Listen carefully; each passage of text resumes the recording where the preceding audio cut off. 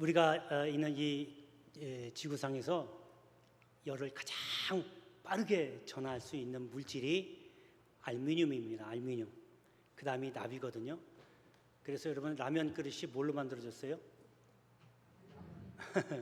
예, 그래서 열이 빨리 전달되는 거예요. 아까 영상 보신 것처럼 바로 그 역할을 우리가 하자라고 하는 거죠. 그래서 내가 먼저 뜨거워지지 않으면 그 뜨거움을 옆 사람에게 전할 수가 없는 거죠. 근데 단점 중에 하나가 라면 그릇에 열이 빨리 전달되는 대신 빨리 식잖아요. 근데 우리도 복음은 그렇게 하면 안 되겠지만 복음으로 우리가 속이 빨리 뜨거워져서 그 뜨거움을 옆 사람에게 전달하고 또 다시 뜨거워져서 다른 사람에게 자꾸 이렇게 전달되는. 그래서 내가 전도라고 하는 것이 복음을 전하는 건데 그냥 입술로만 예수 믿으세요. 주님이 당신을 살리셨습니다. 예수 믿으면 천국 갑니다. 그냥 이렇게 외친다고 복음 전하는 게 아닙니다. 내가 먼저 변화되어야 돼요. 뜨거움을 갖고 변화돼서 그 변화된 모습을 전해줘야 그게 제대로 복음이 전해지는 겁니다. 여러분, 하늘에 가면, 하늘나라 가면 이제 상급이 있을 텐데 그 상급이, 가장 큰 상급이, 첫 번째 제일 큰 상급이 바로 전도거든요. 사람 한 명 전도해서 생명을 구원하면 그 어떤 것보다도 하늘나라에 가면 여러분 상급이 가장 크고 면류관도 가장 큽니다. 우리가 꼭 그것을 받으려고 하는 목적은 아니지만 하나님께서, 주님이 우리에게 명령하신 마지막 명령이 복음 전하라고 하는 거예요. 옛날처럼 뭐 70년대 80년대만 해도 뭐 북치고 꽹가리 치고 여름 성경학교 합니다 오세요 하면서 이렇게 하면서 다 불러서 모아서 성경학교도 하고 전도도 하고 했지만 이제는 SNS라든지 이런 인터넷이 너무 발달이 돼 있어가지고 그걸 해도 또 요즘에 너무 잘 먹고 잘 사니까 웬만한 먹을 거 줘가지고는 교회로 못 끌어들여요. 그러니까 그런 방법이 아니라 내 자신이 복음의 전달체, 매개체가 돼서 전해줘야 됩니다. 여러분, 그러한 지상명령, 주님의 마지막 지상명령을 잘 감당하는 저와 여러분 되시기를 주의 이름으로 축복합니다. 할렐루야. 자, 오늘은 생활에 나타난 복된 믿음이라는 제목으로 말씀을 증거하려고 합니다. 말씀을 드린 것 같은데 사람의 몸엔 영, 혼, 육, 이 세 가지로 이루어졌다고 말씀드렸어요. 그래서 육은 스스로 움직일 수가 없어요. 그래서 마음의 지배를 받습니다. 마음도 내 마음대로 움직이지 않고 영의 지배를 받아요. 근데 영에는 두 가지 영, 하나님의 영과 사탄의 영이 있는데 내가 어느 영의 지배를 받느냐에 따라 내 삶이 완전히 달라지는 겁니다. 사탄의 영의 지배를 받으면 이 땅에 사는 날 동안 불행하게 살다가 이 땅 떠나는 날 지옥 가게 돼 있고요. 하나님의 영의 지배를 받으면 이 땅에 살면서 복받고 행복하게 살다가 이 세상 떠나는 날 천국에 가게 돼 있습니다. 그래서 어느 영의 지배를 받느냐가 너무너무 중요합니다. 하나님의 영의 지배를 받는다, 그 얘기는 하나님의 명령, 하나님의 법도를 지킨다는 뜻이에요. 그 얘기는 말씀에 순종한다, 그겁니다. 곧 그 얘기는 말씀에 순종이라는 얘기는 곧 믿음이니까 믿음으로 내가 복된 삶을 누릴 수 있다라고 하는 이야기가 됩니다. 그래서 믿음이 굉장히 중요합니다. 그런데 이 믿음은요, 히브리서에서 보면 믿음은 바라는 것들의 실상이요 보지 못하는 것들의 증거다. 그러니까 믿음은 내가 마음속으로 이렇게 될 거다라고 생각하면서 바로 믿는 그 믿음이 내 눈앞에서 펼쳐진다는 거예요. 시기와 장소와 때는 다르지만 내가 생각한 대로 안 될 수도 있겠지만 반드시 내가 믿으면, 내 생각대로 믿으면 그 믿음이 내 눈앞에서 나타난다는 거예요. 그거를 바꿔 얘기하면 여러분, 내 눈앞에 나타난다는 얘기는 생활 속에서 나의 믿음이 드러난다, 그겁니다. 그래서 내 믿음에 따라서 내가 생각한 것을 얻을 수도 있고 못 얻을 수도 있어요. 그래서 내 믿음대로 되는 이루어진다고 하면 그 믿음은 참 복된 믿음이겠죠. 결론적으로 얘기하면 나의 믿음은 곧 생활과 연결되어 있다. 그래서 내 복된 믿음은 바로 생활 속에서 그대로 드러난다는 겁니다.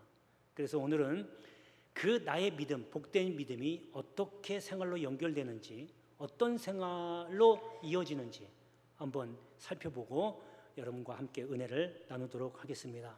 자, 첫 번째는 화평의 생활입니다. 마태복음에 보면요, 5장서부터 7장까지가 예수님이 산에서 말씀을 증거한 산상 설교라고 합니다. 근데 그 가운데 5장 9절에 보면 화평하게 하는 자는 복이 있나니 그들이 하나님의 아들이라 일컬음을 받을 것이라 라고 주님이 말씀하셨어요. 이걸 돌려 얘기하면 하나님의 자녀는 화목하게 하는 생활을 한다 그겁니다. 근데 하나님의 자녀는 어떤 자녀냐면 바로 저와 여러분들처럼 그 이름을 믿는 자, 곧 그 이름을 영접하는 자는 하나님의 자녀가 되었다 그랬잖아요. 그러니까 예수를 믿으면 다 하나님의 자녀가 되는 거예요. 하나님의 자녀가 되면 화목하게 하는 생활을 해야 돼요.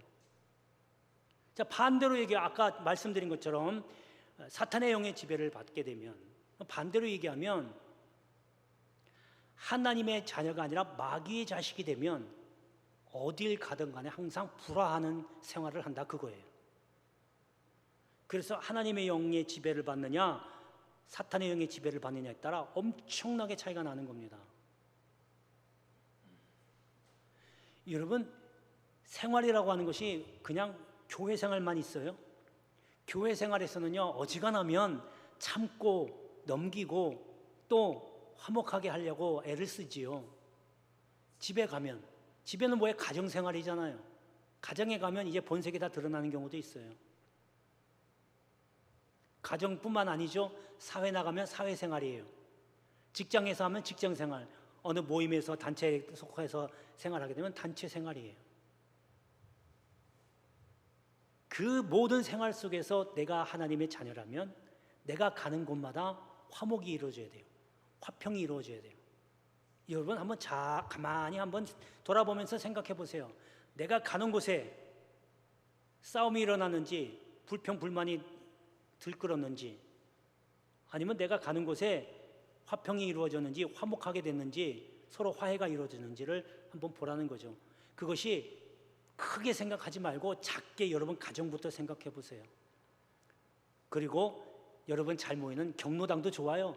마을회관도 좋아요. 마을회관도 하나의 생활일 수 있어요. 그곳에 가서 내가 가면 그 마을회관 사람들이 서로 화해하며 사이좋게 지내게 되는지 아니면 덩달아서 그냥 불평, 불만, 화내고 싸우는 일이만 생기는지를 돌아보라는 거예요.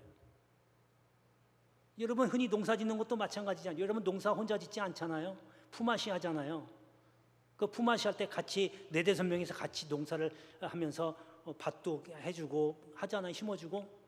그때 한번 생각해 보세요. 그 사람들과 같이 어울리면서 이야기할 때 서로 싸움이 일어났는지 아니면 서로 좋은 일이 일어날 수 있는지. 내가 진짜 하나님의 자녀라면 어딜 내가 논에 있든지 밭에 있든지 직장에 있든지 사회에 있든지 가정에 있든지 어디에 있든지 화목하게 하고 화해하는 일이 일어나야 된다는 것입니다. 할렐루야, 할렐루야. 이런 자녀가 하나님의 자녀라는 겁니다.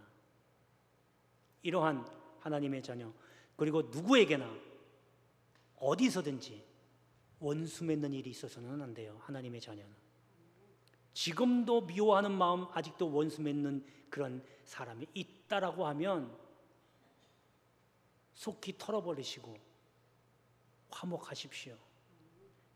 예수님이 나와 하나님과의 화목하게 하신 것처럼 나도 또한 마찬가지로 사람들과 화목하게 하는 직분을 우리에게 주셨습니다. 직분이 뭐예요? 의무예요. 임무란 말이에요.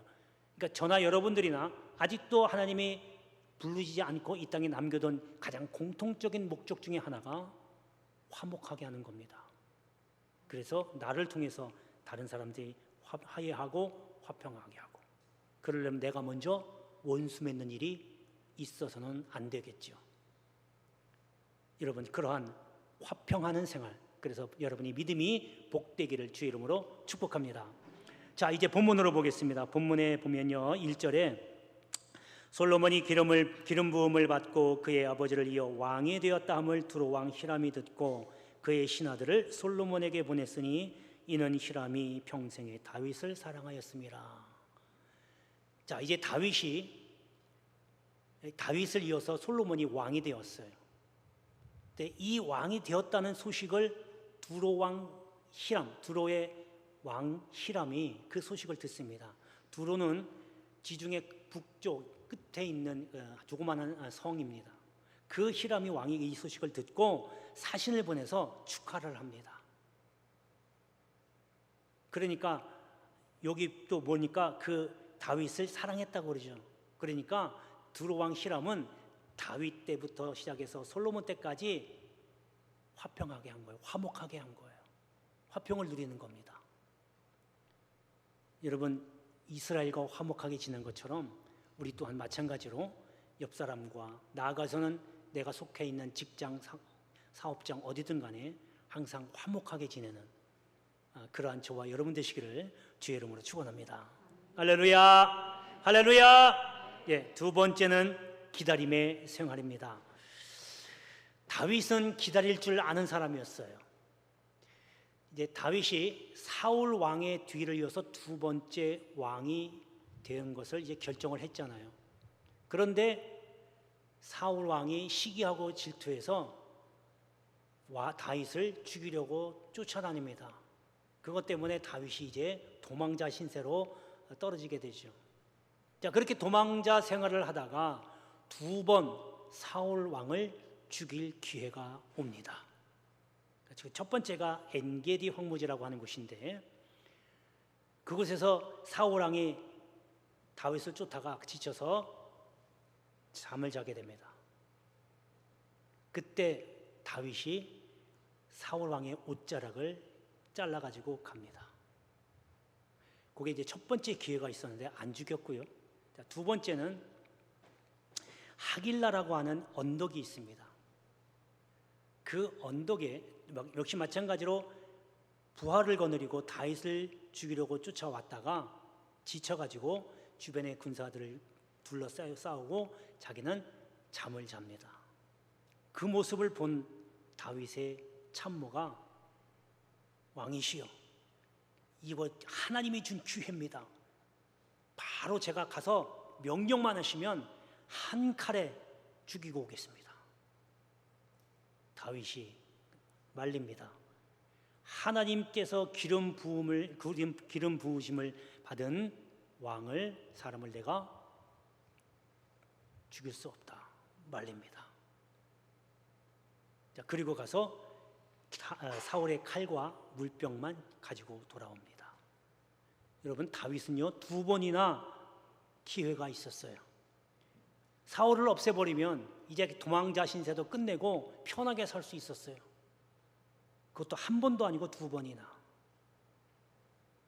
그러나 다윗은 자기 뜻이 아니라 하나님의 뜻이 나타나기를 기다렸던 거예요. 여러분, 우리는 기도하면서 얼마나 조급해하는지 몰라요. 내가 생각하는 이 시점에 하나님이 응답해 주시면 참 좋겠다라고 생각을 하는데 하나님은 내 생각과 전혀 다르거든요. 상상하지 못할 방법으로 또 하나님의 때에 하나님이 그 뜻을 나타내는 겁니다. 그래서 우리는 참고 기다려야 되는데 조급해서 그만 하나님의 뜻을 기다리지 못하고 내가 해버리는 경우가 종종 있습니다. 여러분, 다윗은 이렇게 기다리며 하나님의 뜻을 구하고 나타나기를 원했던 겁니다. 여러분, 하나님의 뜻은 반드시 저에게도 있고 여기 계신 모든 분들에게도 하나님의 뜻이 세워져 있어요. 하나님의 자녀라면 하나님의 뜻을 이루어드리는 그러한 삶을 살아가기를 주의 이름으로 축복합니다.